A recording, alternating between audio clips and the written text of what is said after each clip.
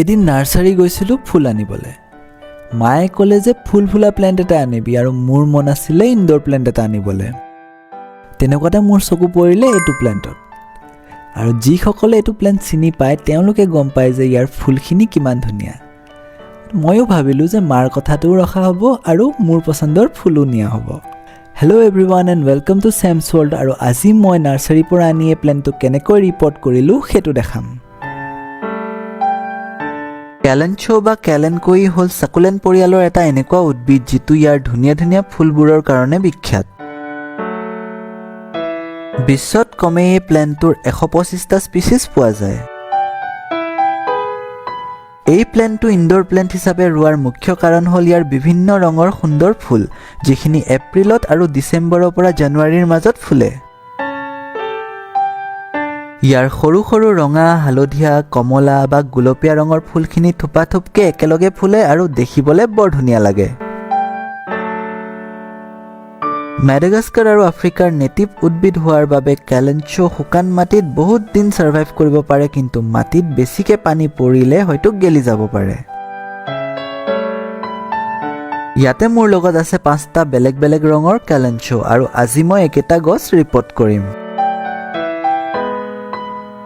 ৰিপৰ্টিঙৰ কাৰণে মই লৈছোঁ ঘৰৰ মাটি, শুকান গোবৰ, আগৰ পৰা বনাই থোৱা কম্পোষ্ট আৰু কিছুমান সৰু সৰু শিল।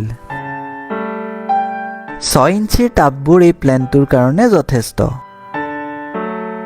প্ৰথমে ভাল ড্ৰেইনেজৰ কাৰণে শিলখিনি টাবত দি ল'লোঁ আৰু তাৰ পিছত দি ল'লোঁ শুকান গোবৰ। শেষত কম্পোষ্ট আৰু মাটিখিনি মিহলি কৰি টাবত দি দিলোঁ। প্লেণ্টটো লগাওঁতে মন কৰিব যাতে শিপাবোৰ অৰিজিনেল মাটিৰ পৰা যেন ওলাই নাযায়।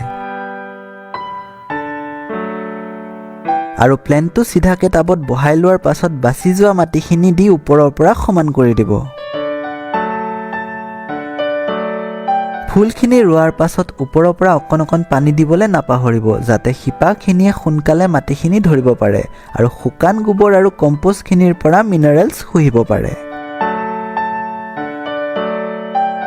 প্লেণ্টটো বাচি থাকিবলৈ আৰু খুব ধুনীয়াকৈ ডাঙৰ হ'বৰ কাৰণে ইয়াক খুব উজ্জ্বল ডাইৰেক্ট বা ইনডাইৰেক্ট ৰ'দৰ বহুত প্ৰয়োজন। আৰু ইয়াক প্ৰপগেট কৰাটো বহুতেই সহজ। ইয়াক সাৱধানে ঠাৰি বা তলৰ পৰা শকত পাত এটা কাটি লৈ ৰুই দিলেই হৈ যায় আৰু নেক্সট ফুল ফুলা ছিজনলৈকে ইয়াৰ পৰা নতুন পুলি এটা গজি আহিব।